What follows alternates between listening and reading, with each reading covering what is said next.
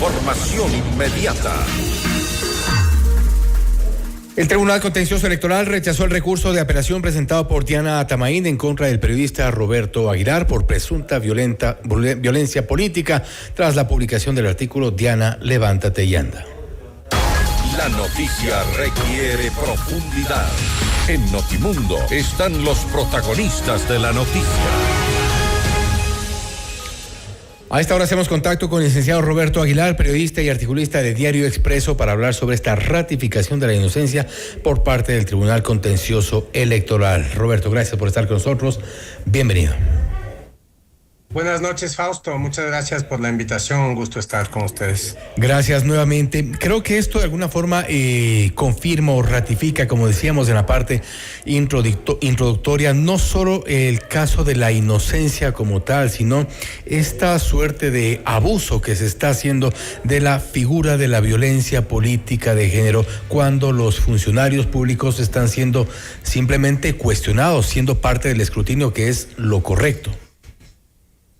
Bueno, Fausto, yo tengo que decir, después de haber leído la sentencia que fue aprobada por unanimidad por el pleno del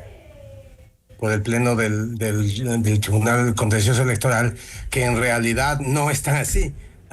Yo, de hecho, celebro que el tribunal por unanimidad me haya encontrado inocente por el hecho de no haber encontrado en mi artículo estereotipos de género que justifiquen la catalogación de violencia política, de la infracción electoral de violencia política de género. Pero la verdad es que a diferencia de la primera sentencia, de la sentencia de primera instancia del juez Muñoz, esta se reserva un espacio para seguir juzgando casos como este, porque de hecho, a diferencia de la primera sentencia, esta no dice nada con respecto al mayor, o mejor dicho, al menor umbral de protección que tienen los funcionarios públicos con respecto al ejercicio de la libertad de expresión. Es decir, que en el choque entre libertad de expresión y derecho a la honra de los funcionarios públicos, según la primera sentencia, la del juez Muñoz, es la libertad de expresión, el derecho a la libertad de expresión el que prevalece, mientras que en esta se guarda silencio al respecto de eso. De hecho, dice la sentencia que hay cosas, no dice cuáles, pero uno lo colige por el silencio que guardan. Hay cosas en las que no estaba de acuerdo con la primera sentencia. Entonces, hay este espacio que el Tribunal de lo Contencioso Electoral se reserva para seguir juzgando casos parecidos, a pesar de que los estándares internacionales establecen claramente que el umbral de protección de los funcionarios públicos con respecto al ejercicio de la libertad de expresión es menor, y que los funcionarios públicos que aceptan que por su propia voluntad se someten a ese escrutinio público deberían someterse también a ese menor umbral de protección, pero no es el caso en esta sentencia. Y quizás esto se debe a la intención tal vez generalizada de todas las autoridades, porque se han vuelto, para decirlo de otro modo, demasiado sensibles a la crítica, sensibles al escrutinio, lo cual debería ser una constante, el escrutinio a todo tipo de autoridades de gobierno, autoridades locales, incluso jueces, si fuera del caso, pero de alguna forma se están queriendo curar en sano con esta puerta abierta que dejan. Sí, de hecho, tú lo has dicho, es una puerta abierta, se reservan esa posibilidad. Yo diría que en el caso de las funcionarias mujeres, la infracción electoral, que además no tiene nada de electoral, que está extrañamente introducida ahí en la ley de elecciones, la infracción electoral de violencia política de género es el último reducto que queda a las autoridades, en este caso a las autoridades, a las funcionarias mujeres, para atentar contra la participación pública, ¿no? Es decir, para cortar la posibilidad de participación pública y de escrutinio público.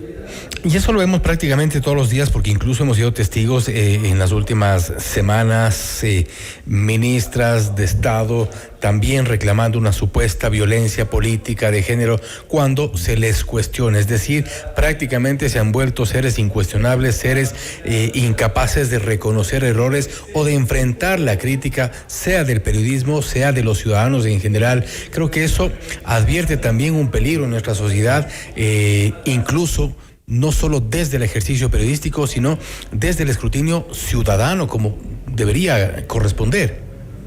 Así es, Fausto. No hace falta más que ver la cantidad de denuncias por violencia política de género que se han amontonado, que están a la espera haciendo cola para ser tratadas en el Tribunal de lo Contencioso Electoral. Ninguna de las cuales, ninguna en absoluto, tiene que ver con materia electoral. Ninguna. Todas escapan al ámbito de las elecciones, que es obviamente el ámbito que por su naturaleza corresponde al Tribunal de lo Contencioso Electoral, pero además son denuncias por violencia política de género que identifican como tal a cualquier crítica, cualquier exabrupto, incluso insulto que se pueda plantear contra una mujer.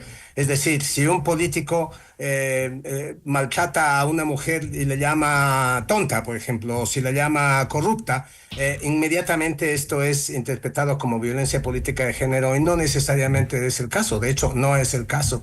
Y la ley en eso establece claramente que para determinar la existencia de violencia política de género en estos ejercicios de expresión, ¿no? Cuando se trata de supuesta violencia ejercida a través de la palabra, ya sea escrita o hablada, que es el caso de todas las denuncias que están en este momento puestas, lo básico para determinar la existencia de violencia política de género es determinar si existe un estereotipo de género en la expresión.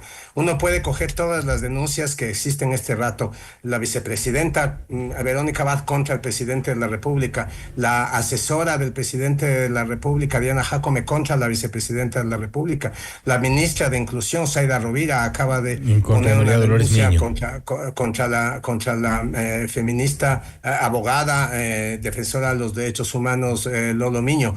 Hay una concejal de Guayaquil que ha puesto una denuncia contra el alcalde de Guayaquil. En fin, hay una buena decena de denuncias, ninguna de las cuales tiene que ver con las elecciones, de violencia, ninguna de las cuales, si uno se pone a analizar el contenido de las cosas dichas, ninguna de las cuales contiene estereotipos de género. Entonces, el problema es que se está identificando cualquier crítica a una funcionaria mujer como un ejercicio de violencia política de género, y en eso debo decir que mi sentencia sí establece de alguna manera un precedente, porque lo que hizo el tribunal fue precisamente centrarse en la lectura de mi artículo y buscar si en el artículo existen en efecto estereotipos de género, y si he sido declarado inocente o si ha sido ratificada mi inocencia es porque básicamente no encontraron ningún estereotipo de género en mi artículo, y por lo tanto no hay violencia política de género.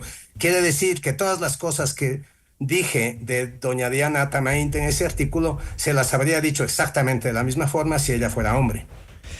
Y es decir, yo quiero entender también que con este caso que lamentablemente se deja esta puerta abierta en tu sentencia, y analizando el resto de casos, lo que hemos mencionado de Zaida Rovira, lo que hemos mencionado del resto de autoridades que se han vuelto con esta especie de sensibilidad y respondiendo con el ataque a todo aquel que pueda cuestionarles, que pueda disentir con sus posiciones, ¿no estamos entonces llegando al punto de deslegitimar una lucha que es legítima, la de ir en contra de la violencia política de género? ¿No estamos deslegitimando precisamente desde estos espacios donde no se acepta un cuestionamiento, un escrutinio? Así es, Fausto, es exactamente lo que está pasando. Se ha deslegitimado, incluso yo diría que se ha caricaturizado la figura de violencia política de género, y todo esto parte del equívoco inicial de incluirla en la ley de elecciones, el llamado Código de la Democracia, que en realidad no rige más que las elecciones, hay que decirlo. Es una ley que tiene ese ese sobrenombre, Código de la Democracia, que nos hace pensar que está por encima de todo. Pues no, no, la ley de elecciones no rige nada más que las elecciones. Y cuando uno ve que ninguna de estas denuncias, pero ninguna, te lo digo de nuevo, ninguna en absoluto, tiene que ver con el escenario electoral, uno se pregunta por qué el Tribunal de lo Contencioso Electoral tiene que analizar esos casos que se escapan por completo de su competencia. Sí, es una, como dices, es un caso de, están deslegitimando una lucha legítima que tiene que ver Con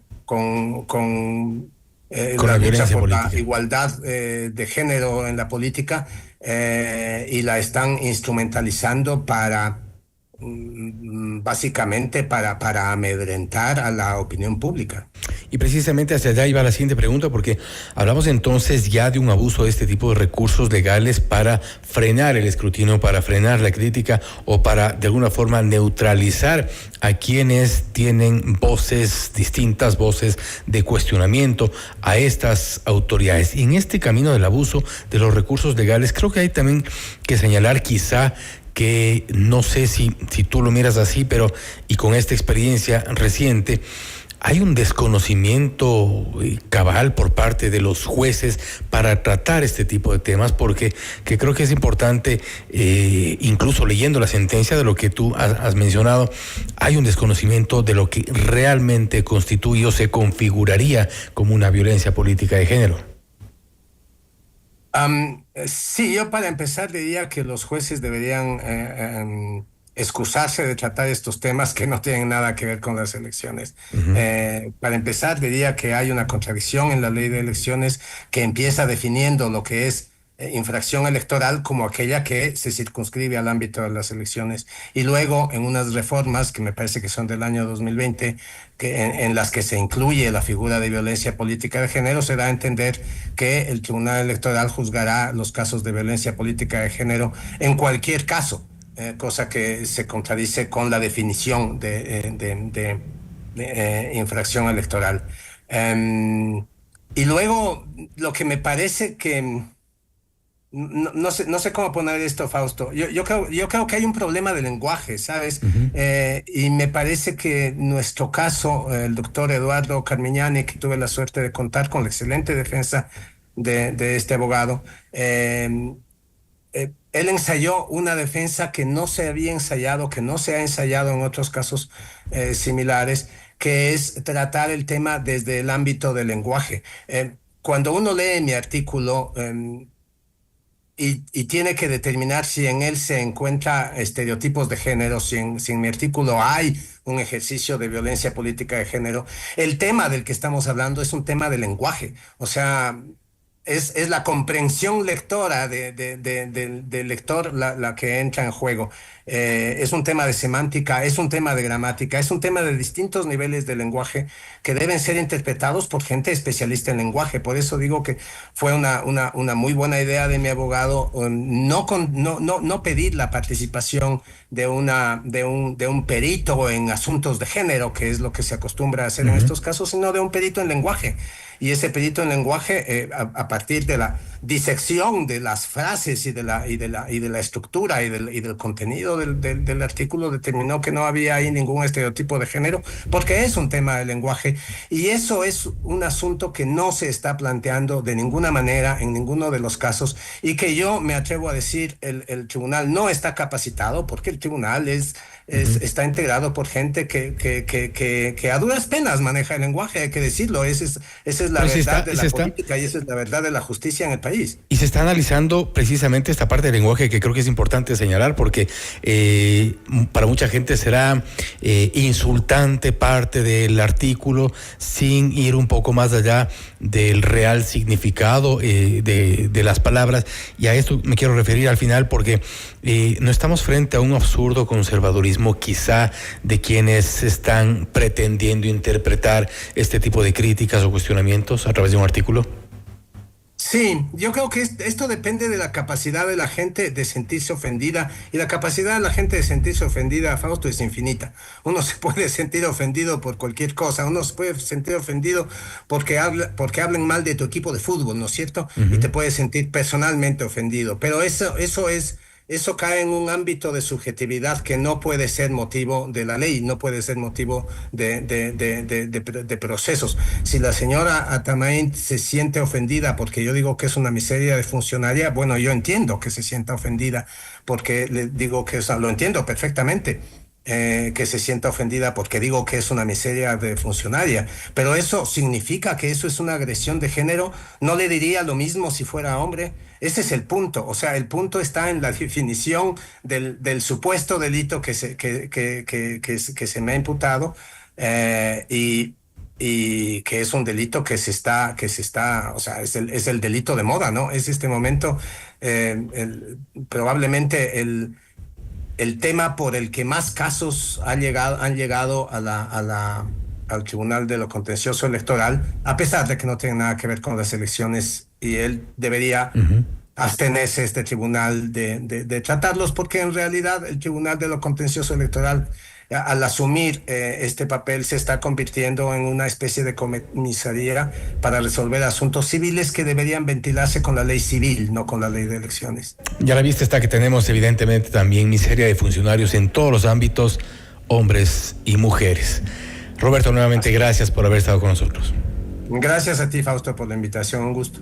Gracias nuevamente. Roberto Aguilar, periodista y articulista de Diario Expreso, hablando sobre la ratificación de la inocencia por parte del Tribunal Contencioso Electoral en la demanda que le presentó Diana Atamain en su contra. Una sentencia que según Roberto Aguilar ha dejado la puerta abierta para que eventualmente se vuelvan a tratar este tipo de casos. No obstante, hoy no ha prosperado. El escrutinio, la crítica, siempre deberían estar abiertos los funcionarios y no responder con la justicia que dicen estar representando. Esto es Notimundo Estelar, siempre bien informados. Usted está escuchando